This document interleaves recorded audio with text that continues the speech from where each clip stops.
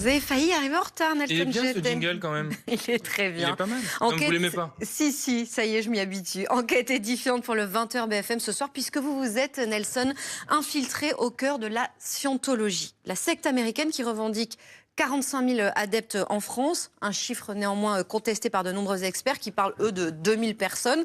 Toujours est-il que la scientologie redouble d'efforts en France pour recruter un maximum. Et ça commence à inquiéter sérieusement les autorités. Oui, et notamment la Miviludes, l'organisme qui lutte contre les dérives sectaires en France. Elle dénonce une campagne de pub massive cette semaine sur les réseaux sociaux. Si vous avez scrollé ces derniers temps sur Facebook, Instagram, YouTube, vous êtes peut-être tombé là-dessus. Dans la vie, quand les gens l'apprennent, ils se demandent « Attends, quoi ? Tu es quoi ?» Quand ils l'apprennent, ils sont généralement surpris. Et je leur dis « Oui, je suis scientologiste. » Alors ça, c'est la vitrine virtuelle, mais il y a une vitrine bien réelle. Oui, et la vitrine réelle, elle se trouve à Saint-Denis, à 300 mètres seulement du Stade de France et à quelques centaines de mètres de Paris. Regardez sur les images de Camille Martin, ce bâtiment tout en verre, inauguré il y a moins d'1 an. On n'est pas aux États-Unis, mais bien en France. 5 étages, 7000 mètres carrés flambant neufs, achetés pour, tenez-vous bien, 33 millions d'euros. Et vous y êtes allé? Oui, j'ai réussi à rentrer. J'y suis allé avec une caméra cachée. Je me suis fait passer pour un curieux. Tout à l'heure, la communication n'avait pas répondu à nos demandes d'interview. J'ai été très gentiment accueilli par une hôtesse qui ne m'a pas lâché pendant 1 heure, pendant toute la visite. Et en fait, dès que vous arrivez, on vous fait remplir un questionnaire, on vous demande vos coordonnées, nom, prénom, adresse mail notamment, et on vous demande ce qui vous amène. Alors vous avez plusieurs choix, vous cochez si vous voulez mieux réussir votre vie, si vous voulez vous améliorer dans votre travail, ou encore si vous voulez être moins timide en société. Et on vous a fait visiter aussi une partie du bâtiment.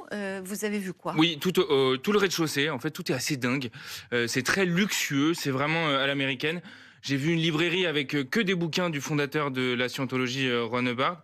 Un grand restaurant qui était plutôt rempli aujourd'hui. C'était le déjeuner du dimanche. Mais surtout, on m'a mis dans un espace où je devais regarder des vidéos sur la scientologie, plusieurs vidéos de 5 à 8 minutes sur la vie du fondateur, sur la dianétique, qui est une théorie de développement personnel propre à la scientologie, ou encore sur le programme de purification. Le programme de purification, c'est-à-dire? Oui, alors c'est un programme qui consiste à faire chaque jour de la course à pied. Pour le moment, ça va.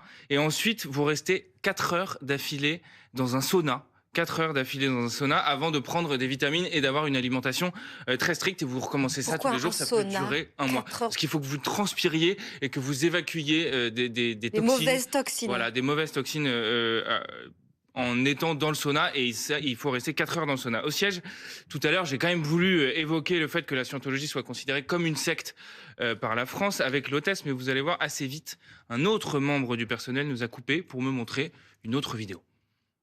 Le ministre a un qui avait fait une liste de sectes, il a mis la scientologie dedans, du coup ça m'a fait des mauvaises news, mais après ça s'est compris. Ok. C'est des gens qui connaissent pas qui disent ça. Ok. Vous considérez que c'est une église ouais. C'est ça.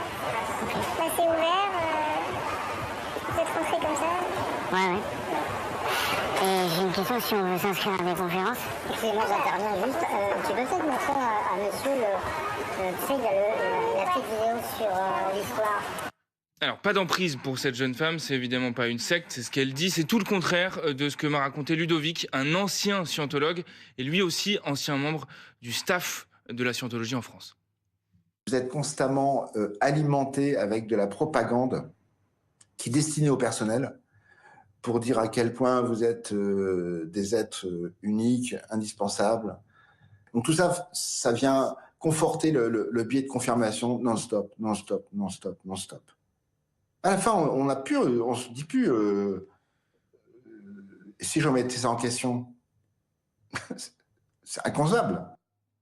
Il a réussi à s'en sortir, Ludovic, au bout de 20 ans. Il dit d'ailleurs qu'il a perdu 20 ans de sa vie. Ce qui est le plus triste, c'est que finalement, son fils est tombé là-dedans aussi. Il est scientologue aujourd'hui. Il ne l'a pas vu depuis 10 ans. Emprise oblige.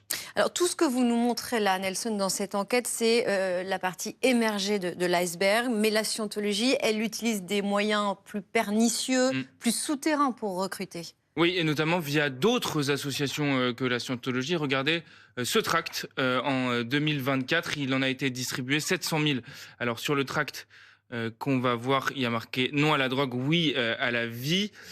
Ça paraît pas totalement absurde. Voilà, il est là le tract. La vérité sur la drogue, c'est un tract qui a été distribué à 700 000 reprises au moment des Jeux Olympiques, notamment sur toute l'année 2024. Ce que dit Pascal Duval, la présidente d'une association de victimes de sectes, c'est que justement, il n'y a aucune mention de la scientologie sur ce tract-là, sur cette association, alors que l'association est bien liée à la scientologie.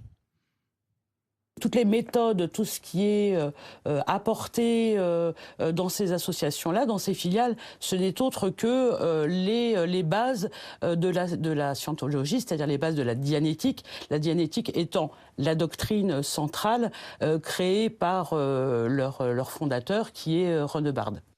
Voilà, globalement, ce que j'ai ressenti en menant cette enquête, c'est que de façon affichée ou non, la scientologie n'a aucun mal à se développer en France.